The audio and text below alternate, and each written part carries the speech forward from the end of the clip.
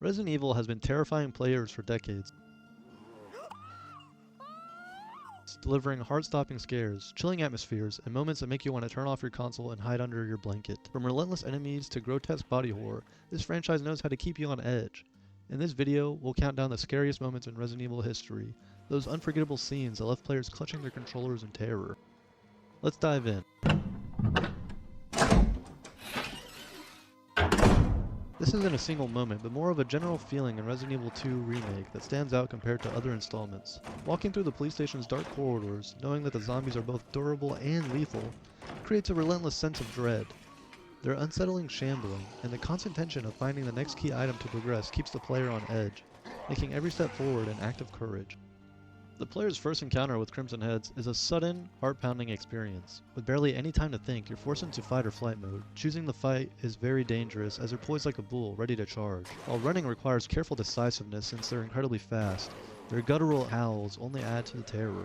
Just when you think Resident Evil 4 has fully embraced its action-packed tone with rocket launcher-wielding Ganados and minigun enemies, the game dials it back to pure horror. The backdrop creates a haunting atmosphere, a dirty research facility, grotesque failed experiments, and finally, the introduction of the regenerators. Their quick and shallow breathing, ability to absorb all of your ammunition, and nonchalant hobbling, yet determination to murder you, make the first encounter with a regenerator a chilling moment that leaves a lasting impression of unease throughout the third act of the game. While Resident Evil 3 Remake is known for its fast-paced action, there's one moment that stands out for its sheer discomfort. Jill being infected by the Drain Demos is a grotesque scene that's equal parts horrifying and unsettling. Beyond the sexual overtones, the body horror of Jill becoming a living incubator for a parasitic creature is deeply disturbing, reminiscent of the Alien franchise in its nightmare-inducing imagery.